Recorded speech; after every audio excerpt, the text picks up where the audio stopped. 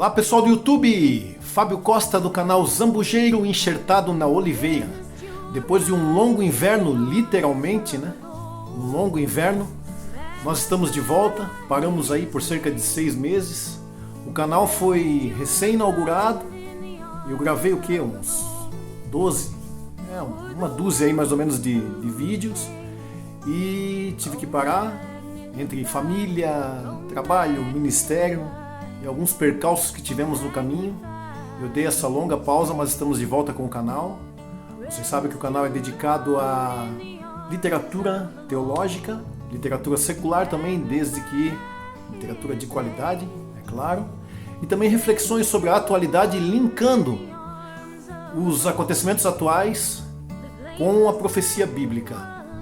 E hoje, o vídeo de hoje é sobre o satanista de TikTok, que está muito em voga aí, principalmente com o fim da eleição no primeiro turno e a manifestação dele dizendo que ia arrasar com os conservadores, ia acabar com a família dos conservadores, ia acabar com os cristãos. E tem um vídeo dele dizendo, vaticinando o fim do cristianismo. E eu queria refletir, discutir um pouquinho, conversar um pouquinho com vocês a respeito disso, de que vaticínios assim, promessas, ameaças assim, não são novas na vida, na existência do cristianismo. Isso aí já vem desde os primórdios, desde que Jesus ascendeu aos céus e legou a sua mensagem aos apóstolos. O cristianismo já nasceu jurado de morte. Ele não é o primeiro e também não será o último a fazer esse tipo de previsão. Assista o que ele falou e após isso vamos fazer alguns comentários acerca da sua declaração. O que vai acabar é a religião deles. O cristianismo vai acabar. Isso é fato. Porque tudo acaba, né? As religiões pagãs antigas acabaram. Tudo há uma apoteose e depois um declínio. Isso existiu em todos os impérios. O Império Romano atingiu seu apogeu, depois houve um declínio. O Império de Nabucodonosor houve um apogeu e depois um declínio. Então todo império acaba. Não existe nada que seja eterno. Então as filosofias de vida, elas são incorporadas, as religiões, elas são incorporadas depois em novas religiões e novas expressões espirituais. Então quando é dito que o anticristo virá, é dito que o cristianismo há de acabar, né? Não digo a filosofia de Jesus, digo o cristianismo enquanto uma instituição religiosa, porque, digo novamente, tudo há de acabar para que surjam novas fórmulas, novas consciências, novas expressões espirituais mais adequadas ao que vivemos. Então, dentro do que vivemos hoje, não existe mais essa possibilidade de você aceitar discursos homofóbicos, por exemplo, de você aceitar discursos racistas, bíblicos inclusive. Porque dentro da Bíblia é defendido o patriarcado, o escravagismo, o racismo, o feminicídio. É que o ruim é que o crente moderno não lê a Bíblia. Se ele lesse a Bíblia, ele não seria crente. Então, quando a gente diz que o anticristo virá porque o cristianismo institucionalizado deve acabar e vai acabar. E já está acabando. Tanto que você tem um despertar coletivo das massas em direção a uma filosofia mais expandida de vida. Poxa, por que eu não posso fazer tal coisa? Quem disse isso? Por que me é proibido? O que isso vai mudar o meu caráter espiritual? Eu me relacionar com homem ou com mulher? O que isso muda dentro do meu espírito, dentro da minha essência? Nada. Então isso vai acabar. Quando diz que o anticristo vem, é para derrubar as velhas tradições enrijecidas e manipuladoras. Pois bem, eu preciso dizer, primeiramente, apesar da retórica, da eloquência com que ele fala, com as palavras bem colocadas, com uma clareza, demonstrando uma clareza de ideias, de quem está realmente seguro do que está falando, eu preciso começar esse vídeo pelo seu fim. Eu vou te adiantar já meu parecer a respeito disso. Não. O cristianismo não vai acabar. E eu não estou falando isso baseado na minha capacidade ou na minha esperança. Não. Eu estou baseando isso em fatos históricos e no poder do Deus a quem eu sirvo. O Deus bíblico, no poder desse Deus e no poder da sua palavra. E nos fatos. Porque o cristianismo já nasceu em uma fornalha.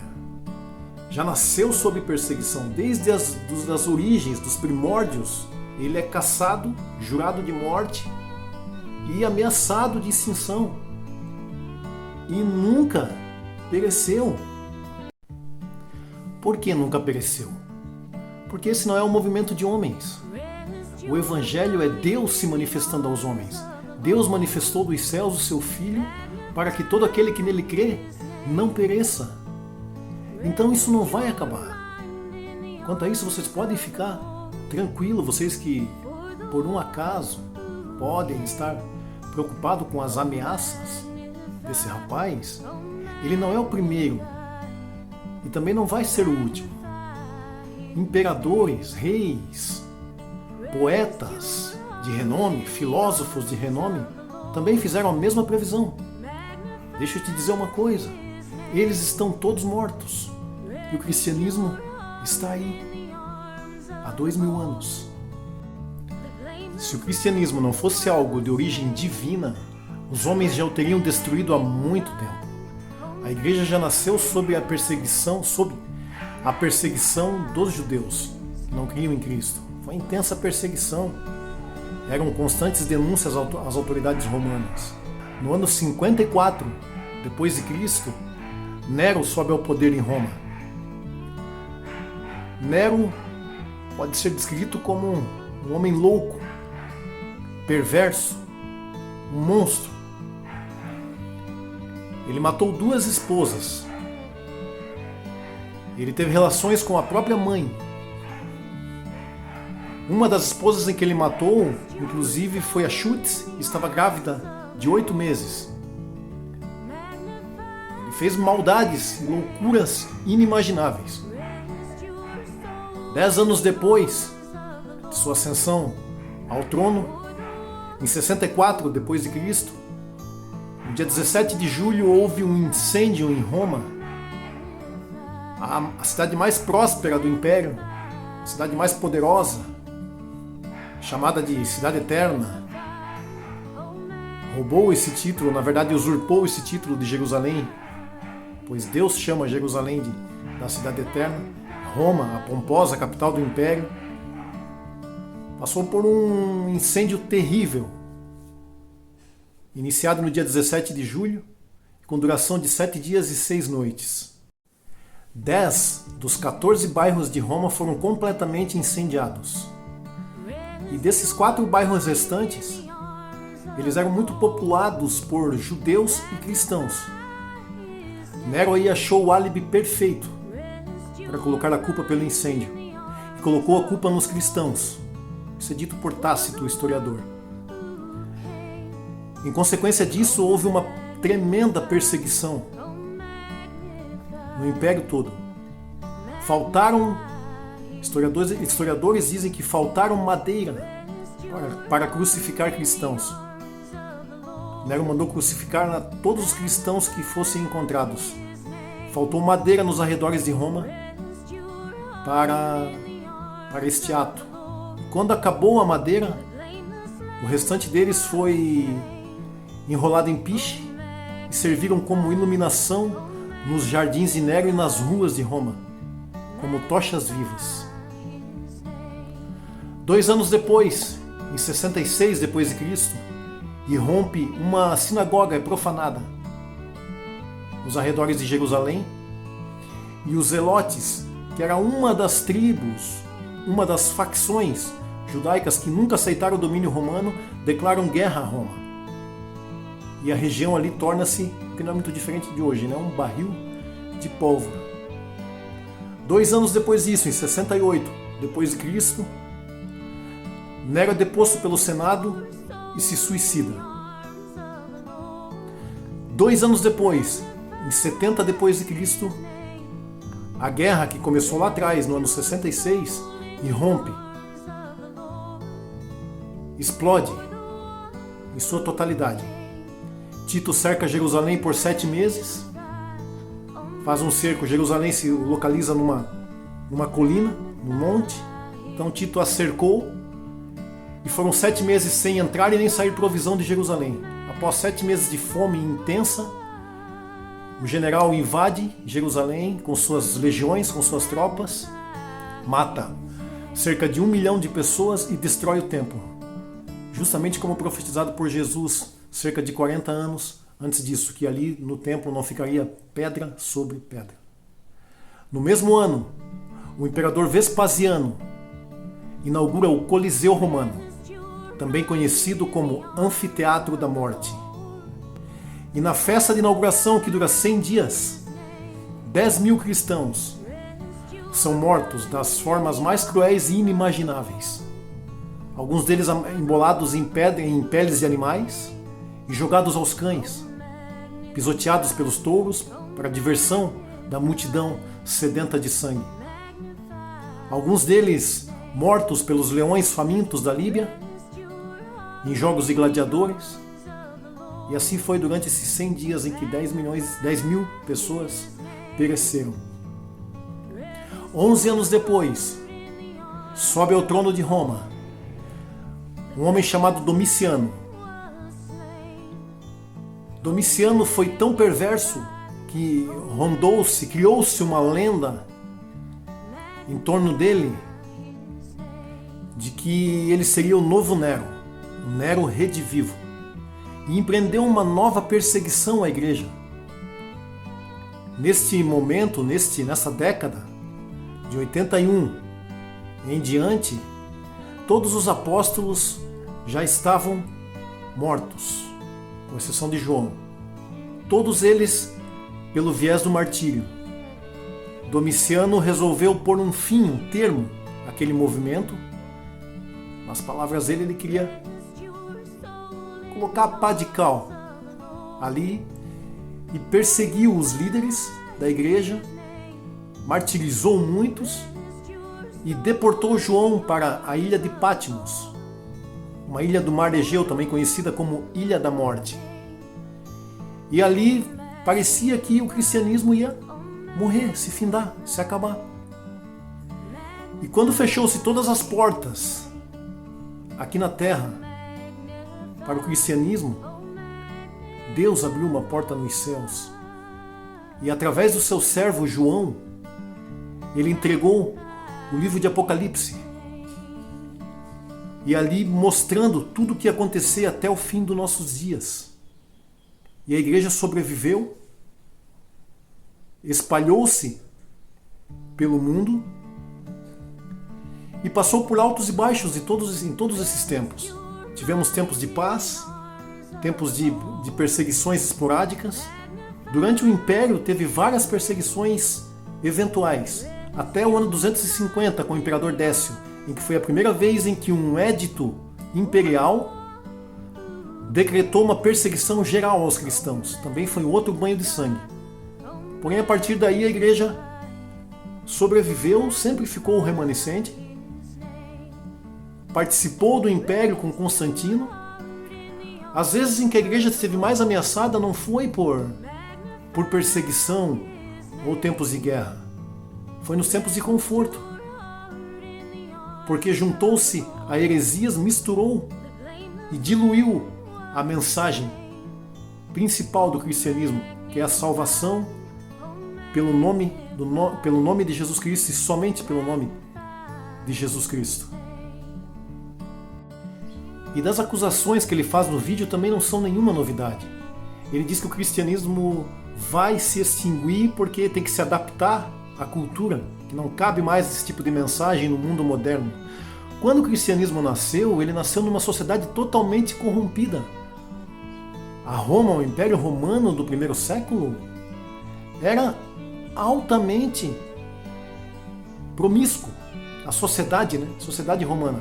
A carta de Paulo à igreja de Roma, no seu capítulo 1 e capítulo 2, evidenciam isso. Paulo está ali condenando. O cristianismo sempre foi uma contracultura. Nós sempre andamos na contramão do mundo. O que ele falou não se sustenta porque desde o início o cristianismo dá um choque de cultura nas culturas e dá um choque interior no homem. Os homens não gostam da Bíblia porque ela lê os homens. Não são os homens que a lê. Tozer disse certa vez que um homem honesto, com uma Bíblia na mão, descobre rapidamente o que há de errado com ele. E ele está certíssimo. O cristianismo não vai se adaptar. Jamais se adaptou. O verdadeiro. Estou falando do verdadeiro cristianismo. E não de umas misturas sincréticas que nós vemos por aí. Ele não vai. Ele vai andar sempre na contramão da cultura moderna, da cultura de seu tempo, podemos dizer. Em outro trecho ele diz também que se os crentes lessem a Bíblia, não seriam mais crentes ou ela já estaria obsoleta, algo assim. Pelo contrário, é porque lemos a Bíblia em seu devido contexto histórico, cultural, social, dentro do seu contexto, estudando as origens linguísticas, os estilos literários, o que o autor realmente quis passar. É por isso que nós temos a plena certeza de que ela é a palavra de Deus. Pela sintonia que ela demonstra com a realidade, quando posta em prática, e pelas profecias já cumpridas, preditas ali.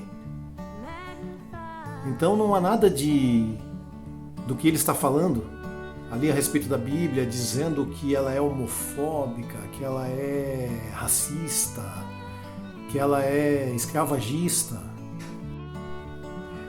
O conceito de escravos, de servo na Bíblia é muito diferente desse atual que nós conhecemos hoje. Muitas vezes era até uma bênção, a maioria das vezes era uma bênção para o devedor que tinha a oportunidade de trabalhar como servo na casa do seu senhor. Sem contar os servos de orelha furada, que eram aqueles servos que acabou a dívida, acabou de pagar a dívida, ele era liberto, mas ele não queria. Ele ia para onde? Então ele tinha de tudo na casa do seu senhor, muitas vezes administrava a própria casa do senhor em sua ausência, criava os filhos do seu senhor. E isso para ele era melhor do que qualquer coisa na vida, ele preferia ficar ali. Mas esse não é o assunto em voga, é só um dos exemplos da distorção grotesca que esse rapaz fez da Bíblia. Os princípios bíblicos para a mulher, para o tratamento do homem para a mulher, com a mulher, do homem com qualquer semelhante, com o seu próximo, são do mais alto grau de ética. São do mais alto grau na escala ética. Maridos, amai as suas esposas, diz Paulo, como Cristo amou a igreja. Como que Cristo amou a igreja? Se entregando pela igreja. Este é o mandamento da Bíblia. Este é o mandamento do Novo Testamento. Amai as suas esposas como Cristo amou a igreja. Cristo morreu pela igreja. É chamada noiva do Cordeiro. Nós somos chamados, o corpo de Cristo. Somos chamados de noiva. Como Cristo tratou a sua noiva? Deu a vida por ela. Todos os princípios de direitos humanos que nós temos hoje foram baseados em crentes que aplicaram a vida social o que viram na Bíblia, inclusive o fim da escravatura. Foi baseado na passagem de Paulo, dizendo que todos os homens são iguais. Em Cristo não há judeu nem grego, nem homem, nem mulher, nem servo, nem livre, mas todos são um em Cristo Jesus. Os princípios de direitos humanos são fortemente baseados nos evangelhos. Então é uma tremenda de uma falácia o que esse rapaz está tentando dizer. Só que a fala dele não é de toda fora de proveito. Porque o que ele diz ali realmente vai acontecer. A igreja institucionalizada talvez venha a perecer com a perseguição. Talvez não tenha mais lugar no mundo para a igreja, a institucionalizada. No entanto, a igreja verdadeira em Cristo, a igreja não as quatro paredes, as pessoas seladas pelo seu Espírito, o Espírito Santo, como propriedade de Deus, aqueles que recebem a Cristo como seu Salvador, esses não. Esses continuarão sendo a igreja, este é o remanescente. O que ele fala ali é o prenúncio de uma grande perseguição, realmente não vai mais ter lugar para os princípios cristãos. E talvez muitos venham mesmo a se afastar, mas somente cumprindo uma profecia bíblica dizendo que não se configurará os cenários do fim do mundo sem antes que venha uma grande apostasia. O que é apostasia? Um grande afastamento da fé. Então, nesse sentido, a gente pode dar atenção ao que ele tem a falar. Porque realmente não há mais espaço. Está cada vez mais curto, né, o espaço para os verdadeiros princípios bíblicos, para a verdadeira igreja na terra. Mas a questão de perseguição, a questão de que vai acabar, de exterminar, até no campo das ideias. Vejam vocês, Voltaire, filósofo francês, nascido em 1694, morto em 1778,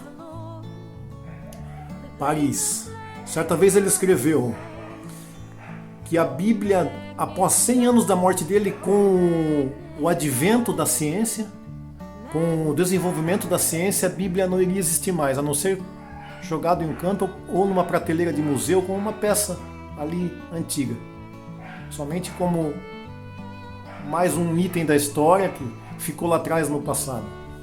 50 anos após a morte de Voltaire, a Sociedade Bíblica de Genebra comprou a sua casa e a transformou num grande centro de distribuição e impressão de Bíblias. E algumas décadas depois disso, a Sociedade Internacional Britânica transformou a sua casa em uma espécie de quartel-general do qual distribuiu Bíblias para toda a Europa. E uma coisa nós temos que convir: o Deus da Bíblia tem um senso de humor apuradíssimo. Então, queridos, não fiquem aflitos, não fiquem apreensivos. Eu não quero parecer arrogante, nem prepotente. No entanto, nós já tivemos homens muito mais poderosos prometendo o fim do cristianismo. E não vai ser um satanista de mídia que vai decretar isso. Eu não tenho nada contra as opções das pessoas, eu respeito a opção dele, e eu oro por ele para que venha se converter, porque ele tem uma retórica impressionante, né? Ele fala muito bem, ele tem um poder de persuasão aparentemente grande. Imagina ele, um rapaz desse pregando o evangelho, seria muito, muito proveitoso para o reino dos céus. E para Deus nada é impossível. Ele pode pegar um cara lá afundado no ocultismo e transformar e usar para a honra e a glória do seu nome, né? Ficamos com as palavras de Jesus. Passará o céu e a terra, mas as minhas palavras não passarão. Fiquem mais preocupados com a igreja aqui no Ocidente, tá? Nos tempos de conforto, de paz, porque as nossas acomodações, nossos prazeres, nossos confortos são muito mais perigosos para a vida espiritual e para o cristianismo, porque isso nos acomoda, nos amolda ao espírito do mundo. Não estou dizendo que o crente tem que viver uma vida ascética ou viver uma vida de monge. Só que nós temos uma tendência muito, meia fartura, nós temos uma tendência muito grande a nos acomodarmos. Isto cerceia muito do poder que pode fluir através de nós, né? Ao nos posicionarmos diante de Deus para sermos usados na sua obra. Tá certo, queridos? Passará o céu e a terra, mas as minhas palavras jamais passarão. Foi Jesus Cristo que falou isso, não foi qualquer homem. Então pode ficar tranquilo que até o arrebatamento, até que Jesus venha, o cristianismo permanecerá. Fique ligado no canal do Zambujeiro.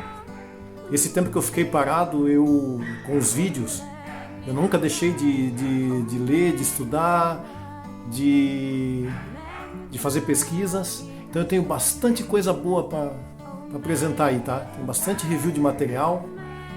Principalmente agora eu tenho os materiais bastante interessantes que eu andei lendo, que tem muito a ver com o nosso tempo aí, esses tempos difíceis em que vivemos, e eu vou trazer aqui no canal, ok? Deus abençoe a todos, em nome de Jesus Cristo.